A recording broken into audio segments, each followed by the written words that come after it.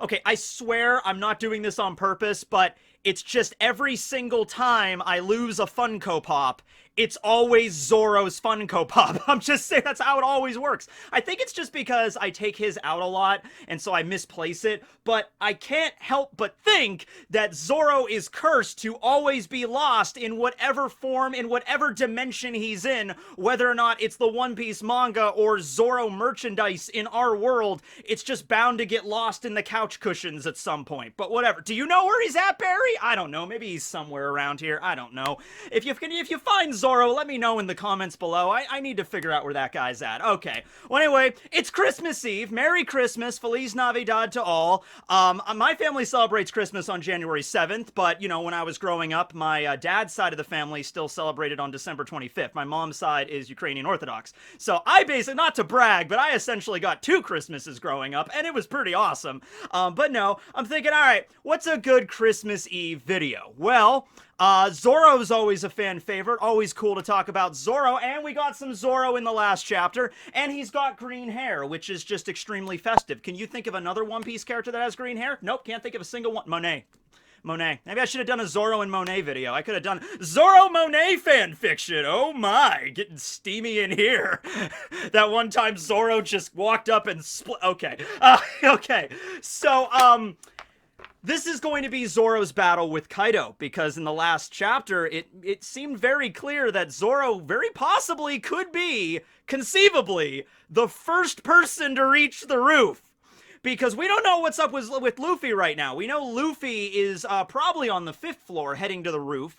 Jinbei had to kind of, you know, hold back who's who on the 4th floor. Sanji's dealing with Black Maria on the 3rd floor. Well, dealing with her as much as he can manage, right? And so, yeah, Jinbei left Luffy, and we're assuming Luffy's on the 5th floor. He might have no resistance to the stairs to the roof. There might not be anybody on the 5th floor. There might be more strong headliners on the 5th floor. We don't know what's going on with Luffy right now. Likewise, a lot of the other Straw Hats are all preoccupied right now. Chopper is dealing with the Ice Oni virus. You know, Sanji and Jinbei, Usopp, Nami, they're all dealing with the Tobi Roppo right now. Brook and Robin ran back into the castle, so they're probably going to team up with some other, like maybe Brook will team up with Jinbei, Robin will team up with Sanji, so we don't know what's up with that. Kid and Killer, I think, are the others that are the most likely to reach the roof quickly, because they're just rampaging through the whole hall. And last time we checked, Law's in the basement, so he's like literally on the opposite. Law is just like, all right, guys, yeah, you go storming around the castle causing chaos. I'm gonna kind of look for the poneglyphs, and, you know, I'm gonna be the detective and figure out the secret to the Will of D. So I'm sure Law will eventually arrive at the battlefield, and using his Appi Appi no Mi, he could probably like teleport pretty quickly. He could just like, you know, warp, you know, whoop, whoop, whoop, whoop, and then just keep climbing up and reaching the roof. So it's probably the easiest for Law to get up there. But for right now, from what we understand, Luffy's not there yet, Law's not there yet, Kid and Killer aren't there yet, and Marco is taking Zoro, and they're getting pretty close to that skylight that Kaido made. Now, of course, you have King and you have Queen trying to stop them. It turns out Queen is not just a Brachiosaur, but a robotic Brachiosaur, because Queen opened his mouth in full Brachiosaur mode and had, like, guns. So taking a page out of the Zords, I guess, you know, it's like, Megazord power, go! You know, freaking Titanus from Mighty Morphin Power Rangers, I guess, with, like, a Brachiosaur decked out with, like, cannons and guns everywhere. Now, this wasn't a big problem for Marco, though, because Marco having the rejuvenation power, the rejuvenation flames of the Phoenix Fruit, even getting hit with bullets, it looks like the flames are just, like, healing him immediately. He is still technically getting hurt. It's just, it's like when Kizaru was pumping him full of lasers at Marineford. It's like the wound heals so fast, it might as well not even be happening, right? I suppose Zoro could still get a bullet as well, but keep in mind, the way that Marco is taking Zoro up, I don't think his arms are restrained. I think Marco just grabbed onto Zoro's shoulders and is just flying him straight up, so Zoro's arms are still free. So, you know, if a bullet's coming at him, Zoro could always just take out Enma and, like, deflect the bullet. Or he could do that really cool thing he did at Fishman Island. Remember that? When Horty was using the shark darts and everybody was getting hit and Zoro was just kind of like, ping, ping, ping, you know, like blocking them with the hilt. He doesn't even take out his sword. He was just blocking them with the hilt. He could also do something like that, right? King is also there, and King is probably going to bring something a little bit more to the party than just some bullets. We saw King in his full Pteranodon form slam into Sanji in the raid suit, and also King has, he's also the wildfire, so he's perpetually aflame, so that could be a problem. It might, actually, I was thinking it would have been funny if Marco arrived at the roof with Zoro and just dropped him off, and Zoro was there, and there's Kaido and Big Mom, and Marco's like, well, you have fun, and just flies back down. But making more sense out of this is something that would probably, this would probably follow more logic. What if they're right about to hit the skylight, and then King shows up, a flame, attacks Marco, and Marco also is a flame with his Phoenix powers, and Marco's like, oh man, okay, I gotta deal with this guy. Zoro, hang on, tense up, here you go. And he just kind of like chucks Zoro. He just like flips around in the air and just tosses Zoro right through the freaking skylight. Like they're close enough that he could manage that. And Zoro does like 36 somersaults and just lands on the roof, and then Marco has to stay below to deal with King. I think that makes a lot more sense, because if Marco arrived on the roof with Zoro and dropped him off, does it make any sense for Marco to just be like, all right, Zoro, I dropped you off. All right, you have fun dealing with two Yonkos at once. I'm out. And he just flies back down. That wouldn't make a lot of sense. I think Marco would be like, oh, you are severely outmatched. All right, I'll lend you a hand. Or maybe Zoro would be like, nah, I don't want you. You go back downstairs. You deal with them. There's a lot of other really strong characters. Deal with that giant, flying dinosaur person, the guy that's on fire. The guy with the leather. You deal with him. I'll deal with these guys. Marco's like, are you sure? Yes.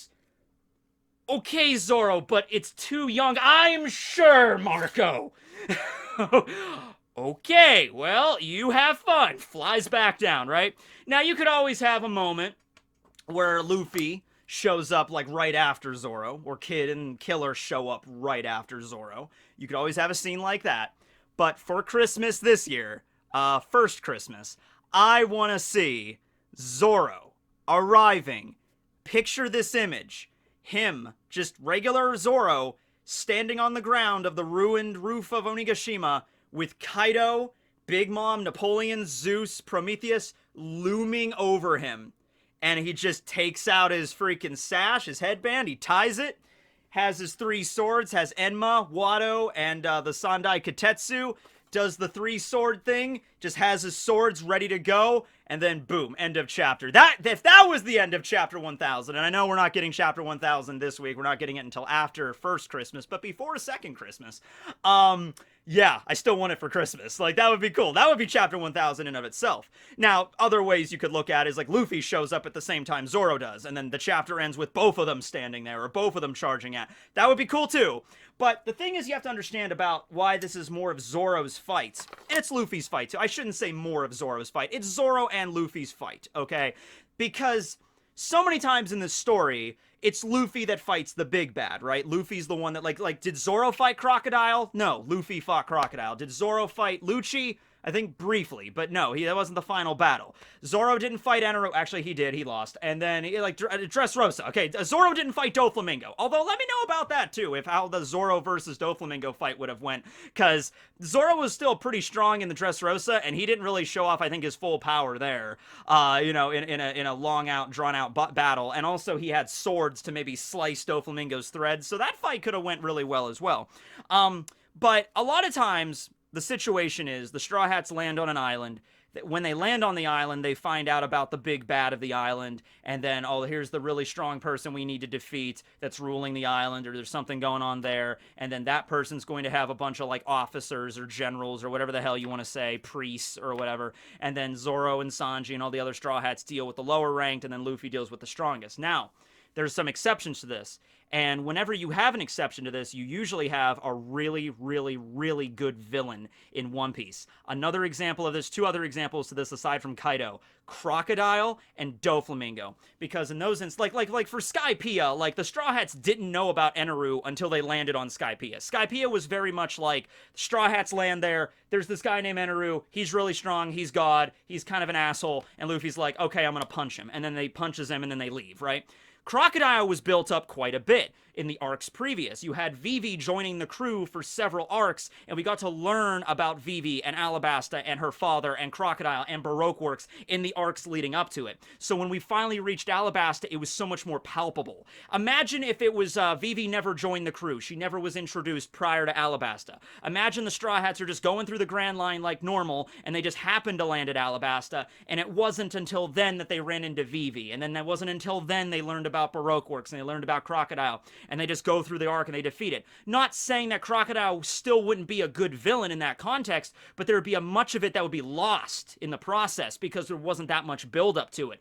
Freaking Doflamingo was built up a decade or so before we finally had Dressrosa. He was first introduced at the end of Alabasta, having the meeting with the other warlords, and then he showed up at the end of Jaya, torturing Bellamy and Sarkis, right? Which, by the way, minor correction, Sarkis I don't think is dead. I think it was actually confirmed Sarkis is alive. Much of Bellamy's crew died when they were heading to the Sky Islands because they didn't take the knock-up stream. They took like the summit of High West, like another method to get there. And as Gonfall said, if you take another method, maybe one or two, maybe a few of your crew will survive, but the rest would die. And that's what happened with Bellamy. So I think Bellamy definitely survived. I think Sarkis survived too. Maybe a few other members of his crew, but the majority of them died heading to the Sky Island. But I wanted to correct that because in the Bellamy video, I think I just kept saying Sarkis was dead. No. But, so my point is with Doflamingo, that was like a decade or so we had of build-up. And we didn't get a lot of him, but, every now and then we, cut over to Doflamingo in the shadows, like at the Saboti Archipelago when Disco called him. Or at Marineford, we got to see Doflamingo, spinning his web, his spider web, so to speak, right? His devious threads are everywhere, right? So it finally got to Dressrosa. It's like, man, this isn't just some guy the Straw Hats met like last week. This is somebody that's been, well, I guess technically they didn't really meet him and know who he was until then, but like the fan base, the build-up, we didn't learn about him last week. We learned about him like a decade ago, right? And I just realized this today. With Kaido and this current situation we're at in Wano, this was set up about 10 years ago. It was like 8 or 9 years ago this was set up because we land at Punk Hazard, we find out about Kinemon and Momonosuke and what their situation is, at least at first. They're samurai from Wano, and then Law's talking about his master plan to take out Doflamingo and therefore taking out Kaido, and then at Dressrosa we learn about Doflamingo, more stuff about Kaido. Kandro is introduced. At the end of Dressrosa we finally get to see Kaido for the first time, and then Zo we learn about the road poneglyphs, and we learn more stuff about Kaido's crew, and then Jack and everything like that. And Totland, Totland was mainly focused on Big Mom, but, tangentially to that, just related to the Yonko, we learn more about the Yonko, we learn more about Kaido there.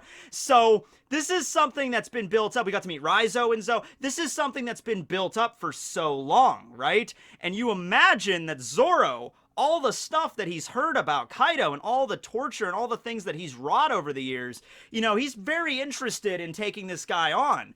But it wasn't until Zoro finally arrived at Wano and befriended Yasuie and learned about the man that he was and how Orochi took him out that he really, well, at the time he really wanted to take Orochi's head. And, well, Kaido kind of beat him to the punch on that one. But maybe Orochi has a few other heads that can be sliced off. Who knows? But Zoro exemplified this best a couple chapters ago when Queen was still doing his like funky dance and he was doing like the Oni and everything, and Zoro just takes out his sword and just slices the balcony. He's like, we're not here to play your games, I'm here to fight against Kaido. He's supposed to be the strongest guy in the world. Holy crap, we had like 7 story arcs before this building this guy up. All these people that are tortured and forced to live in poverty, and all of the smiles that he wrought. Like, this was Orochi and Kaido. Orochi's dead. I'm already pissed that Orochi's dead. I can't slice his head off, but you could bet your damn Skippy I'm gonna cut off Kaido's head, right? So Zoro's like, this isn't a game. This isn't like, Zoro's like, I'm just gonna walk in and yeah, like that scene in with Monet, for example, where he just kind of walks in grinning like, yeah, have you ever met a wild animal that didn't bite back, This is something very, very serious for Zoro. This is somebody that has, like, ruined this country, and he got to know Kinemon and all the other samurai over the course of the arcs. And keep in mind, Zoro arrived in Wano, alongside, like Frankie and everybody. They were in the country for, a few weeks before Luffy showed up, and the plan actually got, thrust in motion. So, I imagine Zoro, he's walking around the flower capital. He's walking around the other towns in the country. He gets lost quite a bit. He's meeting a lot of people. He's seeing all the situation that's going on. And keep in mind, a lot of times when Zoro, like when he first arrived at Ebisu Town, remember when Ebisu Town, everyone's smiling, like, hey, you just gotta be chipper, you gotta be happy, you know what it is, we only have mud to eat, but whatever. And they were like, grabbing Zoro's face and like forcing him to smile, and Zoro was just like, The entire time that's going on, I think that speaks volume for what, like, Zoro's character, because he's sitting there and he's not really he's not like lamenting the town's like, oh my god, this is so sad. Why are you're forced to live like this? That's so sad. You gotta fight back, guys. You gotta rise up. Like, this is ridiculous. Kaido has to fall. Orochi, this is horrible. Zoro, he's not the kind of guy that does that. He doesn't go around and like, do that. He's just thinking about it, like, internally.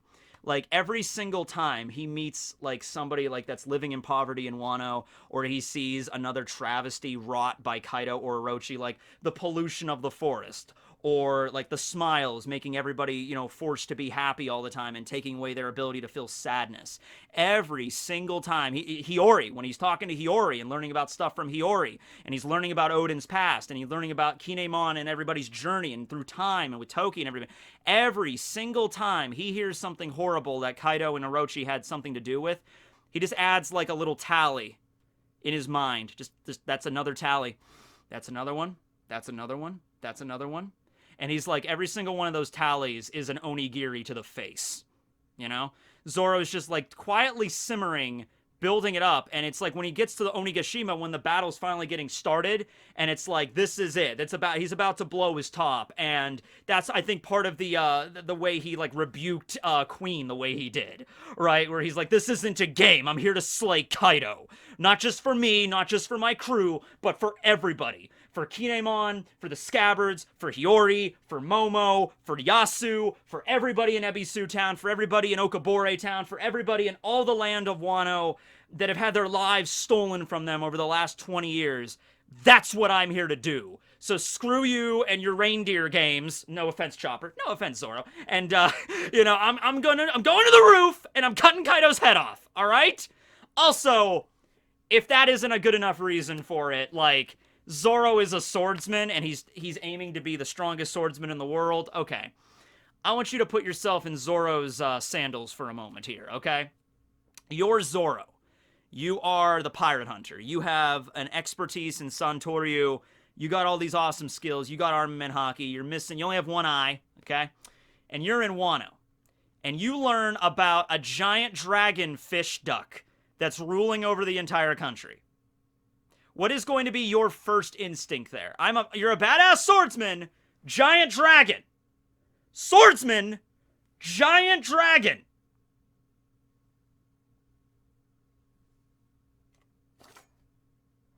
You're gonna slay the dragon, right? You're gonna want to slay that damn dragon. And also, Ryuma's legend carries into this as well. I mean, Zoro is probably a distant, descendant of Ryuma in some way, like great-great-great-great-great-great-grandnephew twice removed or whatever, but, it ties back to that, of course, and I think Oda just himself wants to draw, like, a really badass scene of, like, Zoro, maybe not decapitating Kaido, but the really badass scene of Zoro, like, slicing Kaido with Enma. Oda is just hankering to draw that. But you're a swordsman, that's a giant dragon. I at least have to try, right? I have to fight the damn thing. So, let's say Zoro gets there. Luffy doesn't show up right away. It's just Zoro. I think Zoro would not hesitate. I think Zoro would get to the top. He would look around and he'd be like, man, I'm the first one there. Okay, whatever. And he might look at the Scabbards, because the Scabbards are scattered around this battlefield. Do you think any of the Scabbards are dead, like, straight up? Like, that would be pretty rough for them to be, like, one of them to be dead. Like, because it kind of happened off screen. That's the only issue. Like, oh no, Nekomamushi died off screen. Like, oh man, that sucks. So I don't think any of them are dead, at least yet. We might have a moment where, like, maybe Nekomamushi is critically wounded and, like, looks to Inu and, like, I'm not gonna make it to sunrise. Meow. I'm sorry, Inu. I'm sorry, you stupid dog. Ah, you dumb cat. I love you too. And then Neko dies. Like, we might have, like, a moment like that. I don't think any of them are dead right this moment. But you could have a moment where Zoro gets to the roof and he looks over and maybe, like, Kinemon and Denjiro are all bloodied, and maybe they can still kind of move, but they're not going to be able to fight. And Zoro's just like, don't worry, guys. I'm here. You get to take a breather for a little while. If you want the finishing blow, let me know. I'll take care of this. I don't think Zoro would hesitate. I don't think Zoro would be like, I can't take on 2 Yonko by myself. I need to go get reinforcements. I need to escape. I need to retreat, or I need to get the Scabbards out of here, and I need to regroup with the Straw Hats later. No. No, I don't see Zoro doing that. I think Zoro would get to the roof, look at the scabbards, see he's facing down 2 Yonko, and maybe he'd be like, yeah, I'm sure Luffy and the others will get here eventually, but for right now, it looks like I gotta hold down this fort. And obviously Zoro is not strong enough to kill or defeat 2 Yonko simultaneously. By the way, not a guarantee both of them would fight him simultaneously, though. I can imagine maybe Big Mom would be like, let's fight him together, Kaido, mama, and Kaido's like, nah. It's one-on-one. It's gonna be me and him. So it might always be something like that. Like, Kaido might not accept Big Mom's help, okay?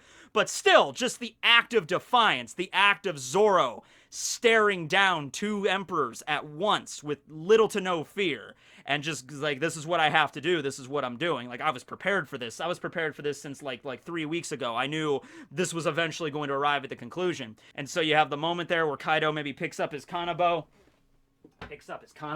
is like, get away, you damn sea cow, I'll take care of this. Goes into his hybrid form, and he's like, alright, you're Zoro, the pirate hunter, right? And it's like, that sword, and Kaido's gonna recognize Zenma. Kaido has yet to really encounter Zoro in like a one-on-one kind of capacity. That Kaido, well, that might be the thing. Like maybe Big Mom and Kaido are about to attack him, and then Kaido spies Enma. And then he's like, wait, no. Me and him. Because he's going to recognize this as one of the swords that cut him. And he might also remember the time on the battlefield when Higurashi used the clone fruit to kind of, mess with Odin. And that's how, Kaido was able to win by, like, dirty, like, backstabbing kind of tactics. And Kaido didn't like that. He kind of, like, sat really bad with him afterwards. He kind of, like, is like, I already killed her because what she did. I didn't like how that battle went.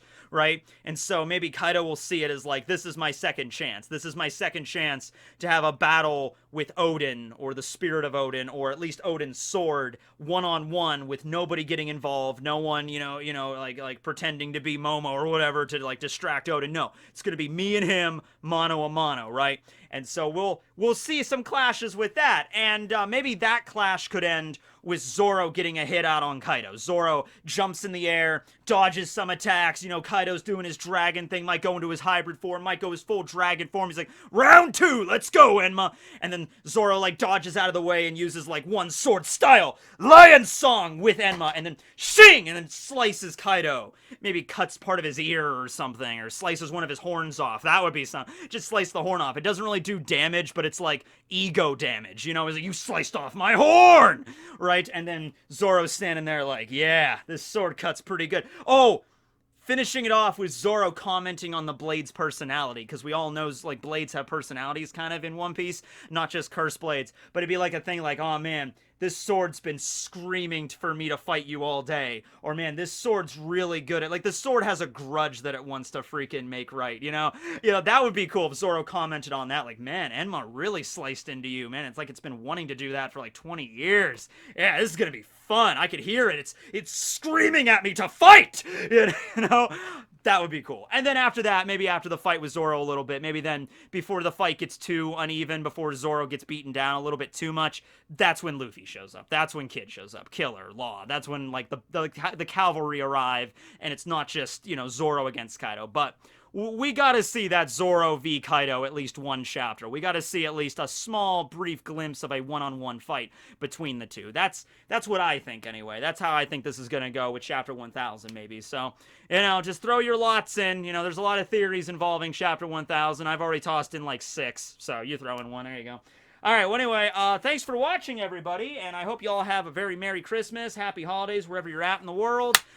Stay safe and all that good stuff. Tomorrow, I'm making a holiday video. I'm making a Christmas video. Tomorrow, we are making the quintessential Christmas video. We're going to be talking about Pain from Naruto, because when you think of Christmas and Santa Claus, you think Pain from Naruto. What is Pain going to get all the Akatsuki members, right? That's a tough job for him. What the hell do you get freaking Orochimaru or Sasori, or what do you get Kakuzu for Christmas? Hearts. You get Kakuzu a heart for Christmas. Yeah, that's actually not that easy. I mean, that's actually not that hard to go shopping for Kakuzu, yeah. Alright, well, thanks, or money. Just get him money. Alright, thanks for watching, everybody. See you back here tomorrow. Tekking and Barry, signing out. Now, where is Zoro? Buddy, where you at? I got sake!